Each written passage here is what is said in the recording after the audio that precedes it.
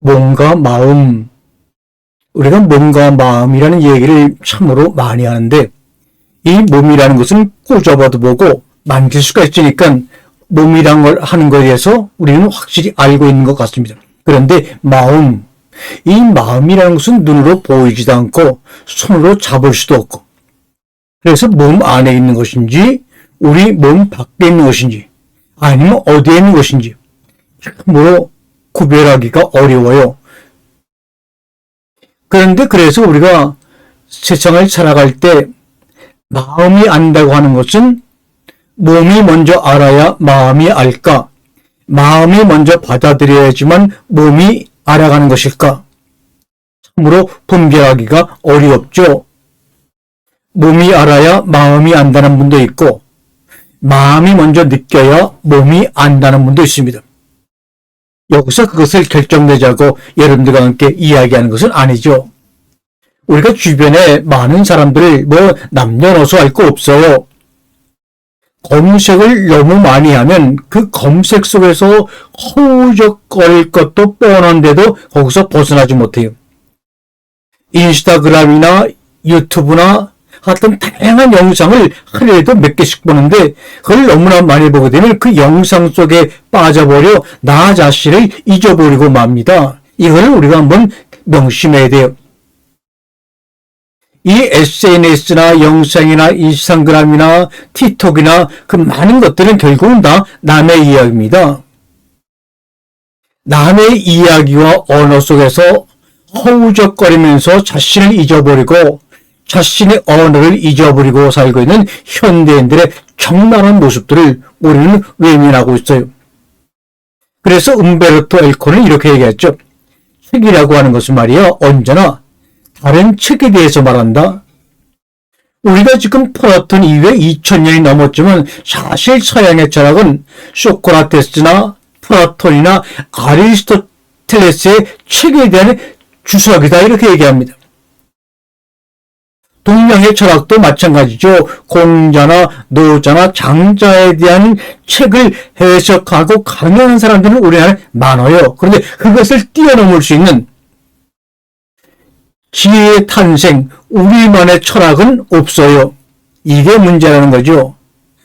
지금 2000년도 21세기의 과학과 AI의 시대를 가지만 우리의 정신문화와 정신을 지탱하고 끌어가는 것은 2000년 훨씬 전에 철학의 이야기고 미소스 신학의 이야기고 경전의 이야기들이죠. 왜 그럴까요? 그 경전이나 신화들을 시대에 맞게끔 해석조차 하려고 하지 않아요.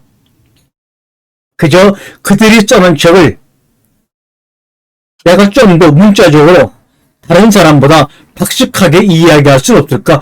여기에 고민이 많이 가 있는 것 같아요.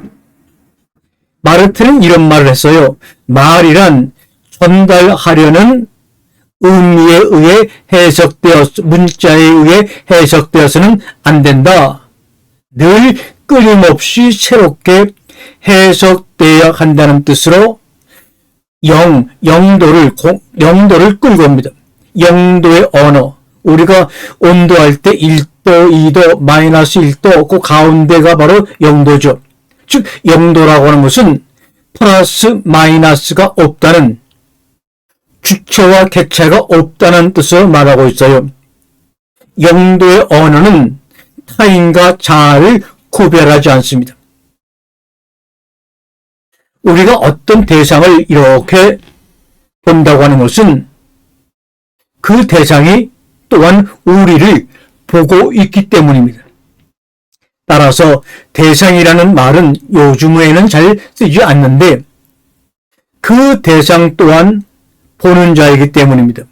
우리는 존재와 존재로 서로 봄으로써 시선이 마주칩니다. 그걸 랑캉은 응시라고 하죠. 응시. 깊게 쳐다보는 것.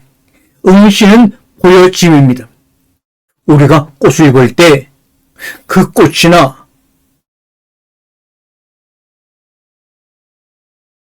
아니면 그 옆에 달려있는 줄기들도 우리를 보는 겁니다.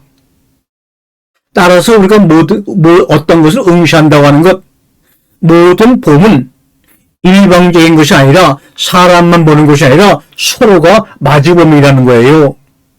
우리가 꽃을 입을 때, 우리가 어떤 것을 입을 때 그들도 우리를 봅니다. 왜요? 그도 하나님이 지으신 우주 안에 있는 한 존재이기 때문에 그래요.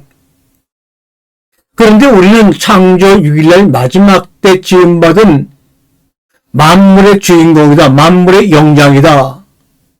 우리에게 모든 것을 다스리고 정복하라 그랬다. 그래서 이 세상의 주인은 인간만이다 라고 생각해 왔지만 그렇지가 않아요. 그것이 바로 다윈이 종의 기원론에서 진화론에서 이야기한 겁니다. 이 세상의 주인은 인간만이 아니다.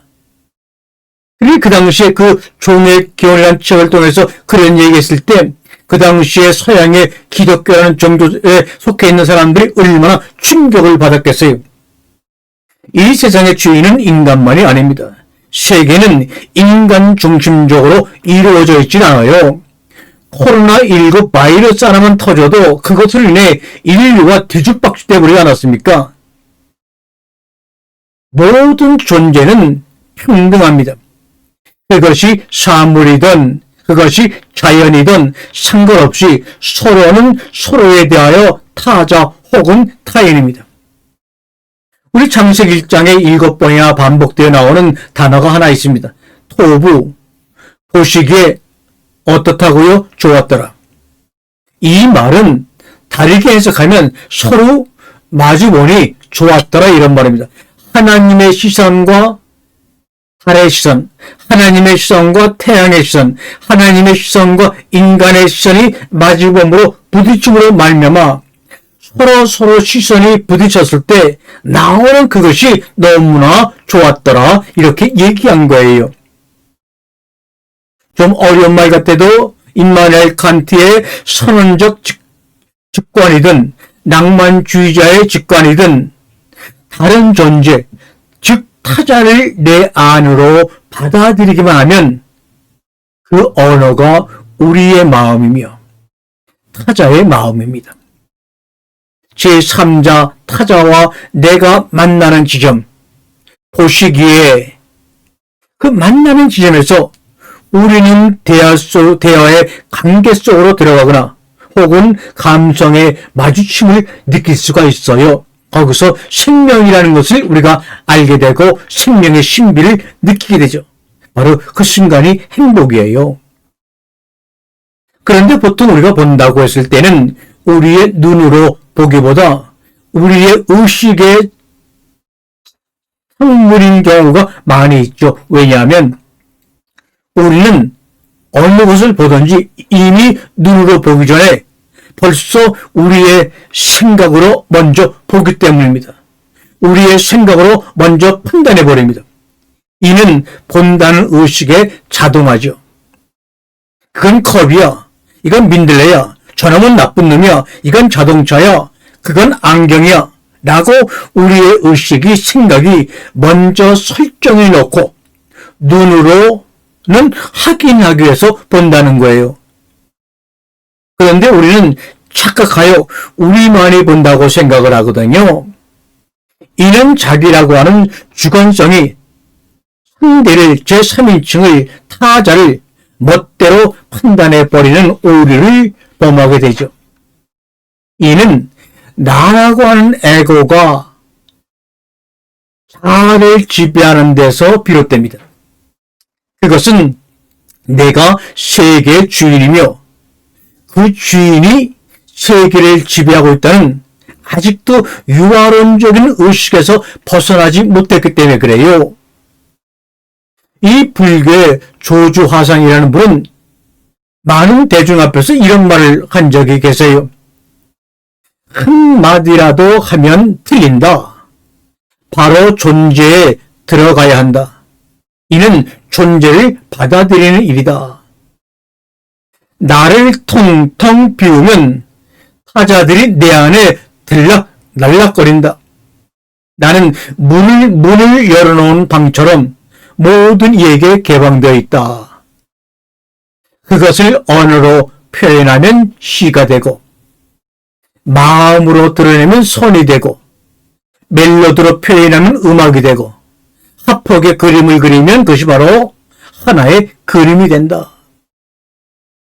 그래서 반야신경이라는 책에 보게 되면 눈에 보이는 색이 공이고 공이 색이라고 그랬어요.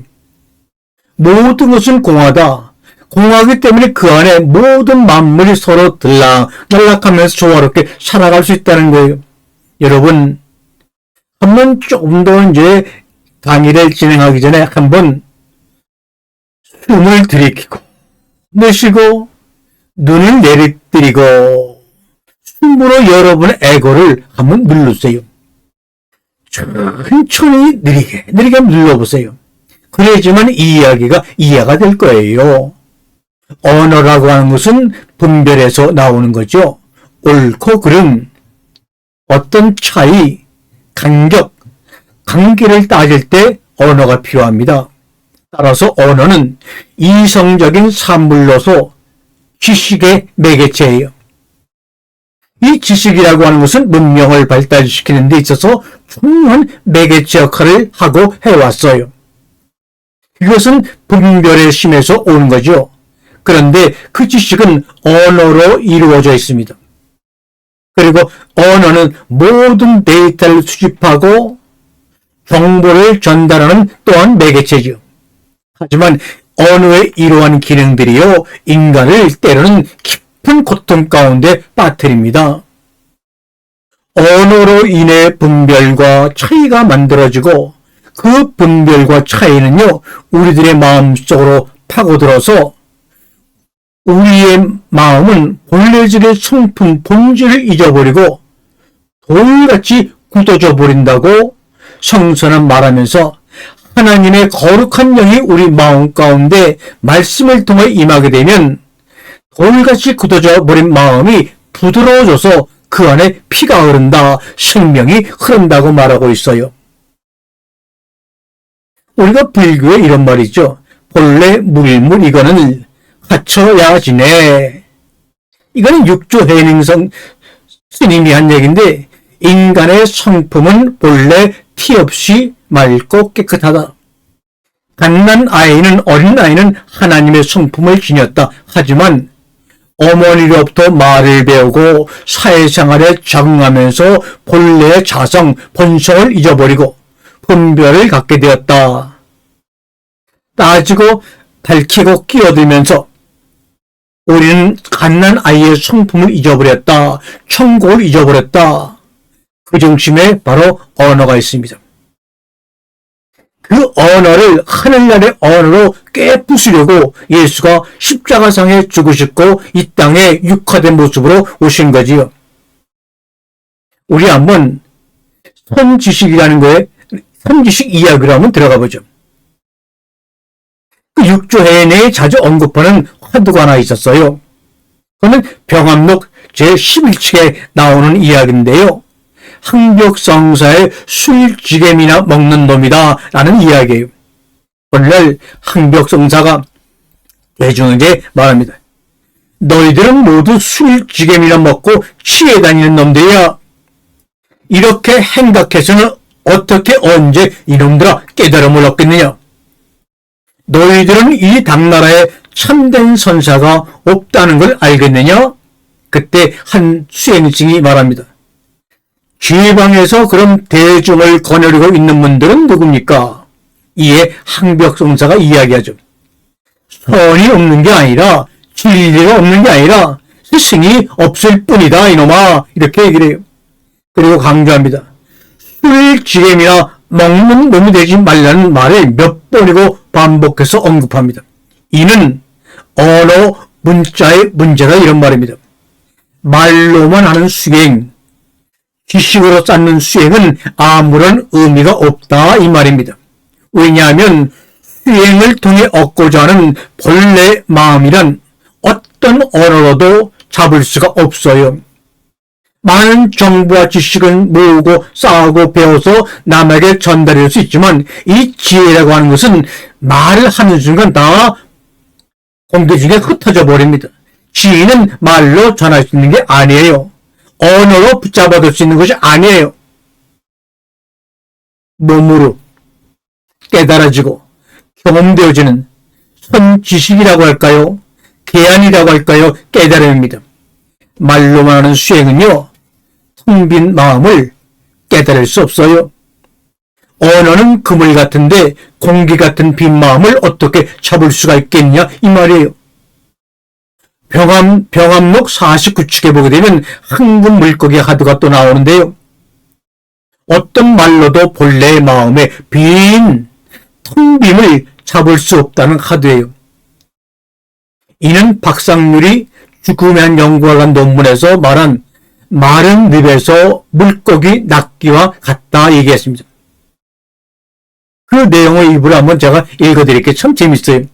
글쎄 입지 마른 늪이란 말이지 원래 오는 말로는 입지 그게 바로 촌장을 낚아채는 낚시터라 하는데 입지 누구든지 말입지 그 못에서 펄펄 뛰는 고기를 낚아내기만 한다면 입지 촌장이 된다는 것인데 알 순 있지 사실에 있어 그건 한 형벌의 장소라고 합지 고기를 낚아내기만 한다면 일단 어떤 종류의 죄로부터도 구속되는 것이라고 합지 하긴 그만한 얘기면 장차 촌장도 되고 남게 없지.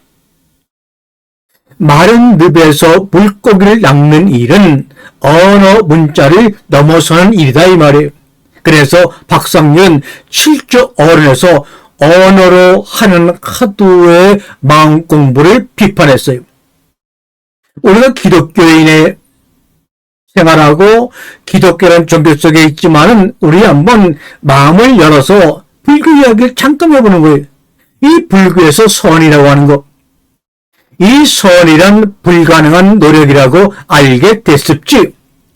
선이 그 세계 조건으로 삼는 말은 그것의 세장 속에 잡혔던 아무것도 날려보내려 하지 않는데 그 극단적인 문제가 있을지 그러려 하면 그것은 그 세장을 파괴하여 의미의 물을 드러내거나 아니면 돌연변이를 일으켜 모순당착을 드러냈을지 이 불교에서 말하는 가나서는 말장난에 불과하다. 언어로 본래 텅 빈 마음을 얻고자 수행하는 일은 모순당착이다. 언어 자체가 분별의 산물이며 관념인데 그 분별의 관념으로 모순 없는 차이와 분별 없는 의미의 물을 어떻게 잡을 수 있겠습니까? 그러므로 문제는 실천이다 이 말이에요. 몸으로 체득하지 않고는 안다고 할 수가 없어요. 머리로만 아는 것은 손에 잡히지 않습니다. 몸으로 아는 것, 실천으로 아는 것이 아니면 안다고 할 수 없어요. 언어라는 그물로 그 마음을 잡을 수 없듯이 체험하지 않고는 무엇이든지 참으로 안다고 할 수 없지요. 왜요? 언어에는 실제가 없습니다.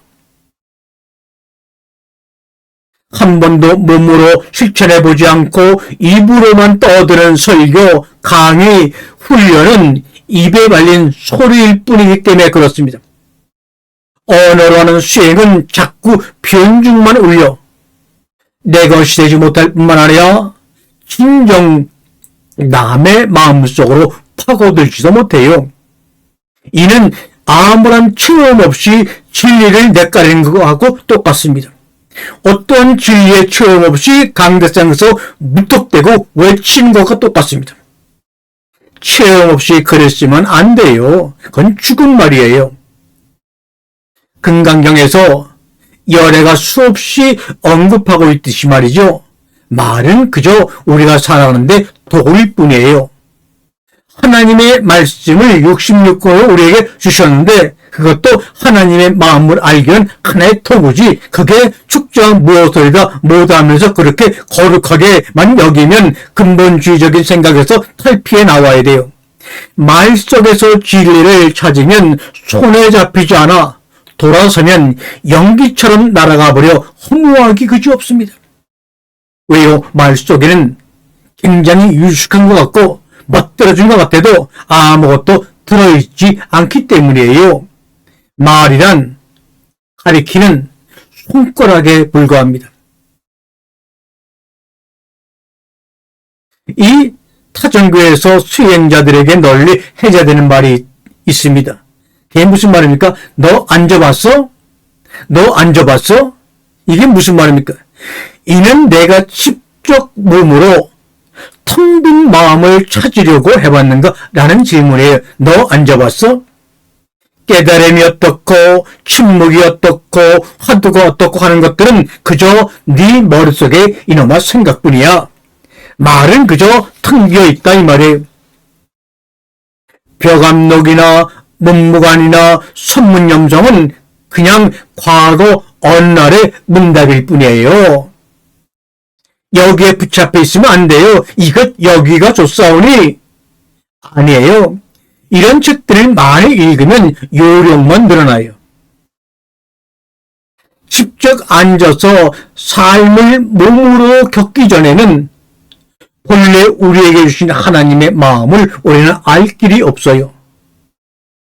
오쇼가 말한 것처럼 우리 본래 참 존재를 찾기 위해서는 직접 앉아서 우리의 숨을 한번 차분하게 돌려봐야 돼요.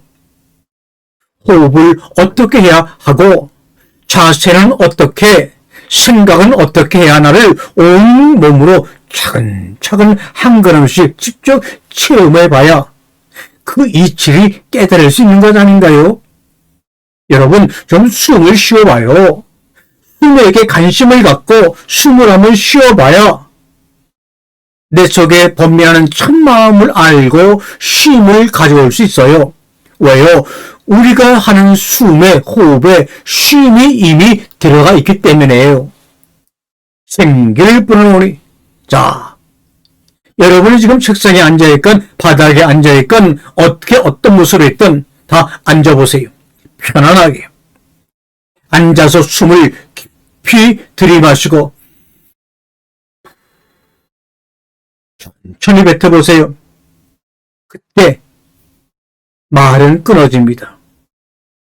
그때 침묵은 참된 나를 찾는 문입니다. 오수의 다음 말을 되새기고 말을 끊고 앉아보세요. 사람은 경험을 통해서만 지혜를 얻을 수 있다. 경험을 통해서 지혜를 얻고 지혜를 얻어 이해하게 된 대상은 쉽게 내려놓을 수가 있다.